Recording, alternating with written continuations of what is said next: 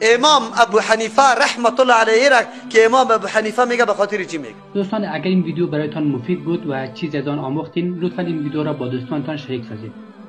از این که تا این دم با من بودین تشکر. ولكن كان حنیفا صفت ممتاز ابراهیم خلیل الله که در قرآن شهرتی به سزای داره حنیف بودن از اوست. چی است بگه؟ حنیف بودن از اوست. حنیف کی را میگه؟ حنف از میلان گرفته شده، یک طرف میل بکنی. حنیف کسی را میگه که از تمام ادیان باطله میل کرده باشه به سوی دینی که یک الله، اونو را به نام حنیف یاد میکنه. چرا ابراهیم خلیل الله لقبش حنیف شده؟ شما میدانید جوانا؟ خب یاد داشته باشه. قرآن کریم انبیاء علیهم السلام کلش یادآوری میکنه، لیکن دو طایفه را خیلی زیاد، یکی ابراهیم خلیل الله را خیلی زیاد واقعاتش بیان میکنه و مدح ابراهیم خلیل الله را میکنه، و یکی در جمله جوانا داستانی کی را؟ اصحاب کهف میگه. چرا؟ اردو ابراهیم خلیل الله چه خصوصیت داشت؟ اصحاب کهف اردو طایفه یک نقطه مشترک داشتن، وجه مشترک داشتن. چی بودو؟ تقلیدی کورکورانه نکردن، پرده های تقلید دریدن، رای تحقیق گرفتن. یک روزم ابراهیم خلیل الله سجده به بت، اصحاب کفم در مراسم مذهبی که رفتن دیگه شریک نشدن، که چی کردن؟ کناره کردن. و هم حنیف هستن او توم حنیف. امام ابو حنیفه رحمت الله علیه را که امام ابو حنیفه میگه به خاطر چی میگه؟ بسیار مردم در بین خود چی کرده؟ این آوازه را کرده که از امام صاحب سوال شد که یک مرد 4 زن گرفته میتونه، یک زن چرا 4 مرد گرفته نمیتونه؟ امام ابو حنیفه رحمت الله علیه جواب داده نتونست، رفت خانه خود، دخترش حنیفه نام داشت. باز برش از او سوال کرد که من امروز سوال از پیش میشده، باز او گفته بود پدر جانی سوالی تمام جواب میدم به شرطی که در سر نامت همیشه چی باشه؟ نام من موجود باشه، ابو حنیفه، یعنی کنیت به نام من بگذاری. از او خاطر امام صاحب کنیه خدا ابو حنیفه مانده. او چی گفت برش جوابه؟ گفت سیکو یک مرد 4 زن از پیشش اولاد پیدا میشه، اما یک زن برای 4 شوهر اولاد آورده نمیتونه. ما گفتم امام ابو حنیفه خودتور شخصیت بود در عقلانیت، به نام صاحب الرأی بیخی شهرت پیدا کرده که میگفت اگر درخت میگفت که درخت طلاست، میگه به دلایل ثابت میکرد که درخت طلاست. اینطور دلیل عقلی و استدلال عقلی داشت. چطور این یک موضوع خیلی عادی را جواب داده نتونه، ضرورت به دختر پیدا کنه، دختر چی کنه؟ جواب بده. این گپ غلط است.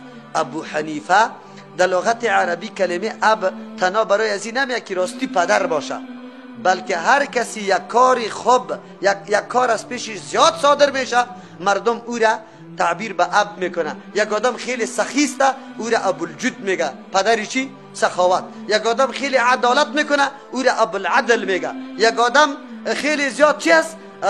متواضع است، همیشه فروتنی میکنه او را ابوالتراب میگه، پدری کی؟ خاکا. مثل که ابی هریره رو دلو دوستی با پیشکا خیلی زیاد داشته رو کار، چی برش گفت؟ ابو هریره برش گفت پدری پیشکا. این اینجاست. ابو حنیفه چون که امام ابو حنیفه رحمت الله علیه در این صفت که از همه اموری غلط و ناروا همیشه طرف حق میلان داشت، از او خاطر و این صفت در او غالب بود، از او خاطر به نام چی یاد میشه؟ ابو حنیفه یاد میشه. حالی تو مطلبش بدانی، تو انفیستی نمیفهمیم همی قدر گپا، خب ما میفهمیم انشاءالله. از تو که در قدر علما را ما خوب میدانیم، اما علما مطابق خودش قدر میکنیم. اصل حنفی اگر ما دعوا کنیم ماستیم. چرا ماستیم؟ او خود میگه اذا صح الحدیث، او خود میگه لا یجوز لاحد ان یفتی بقولی، برای کسی هم جایز نیست که فتوا به قول من بده تا وقتی که معلوم نکنه حتی یعلم من این چی اخذته، تا که بدانه که از کجا ما گرفتیم، قرآن و حدیث سند داره یا نداره. اصل حنفی ماستیم، تو خلاف امام حرکت کرده رایستی. حدیثی صحیح ثابت میشه تابعداری نمیکنی، قولای بی سندیش به مردم فتوا داده رایستی. تو حنفی نیستی برادر، حنفی ماستیم.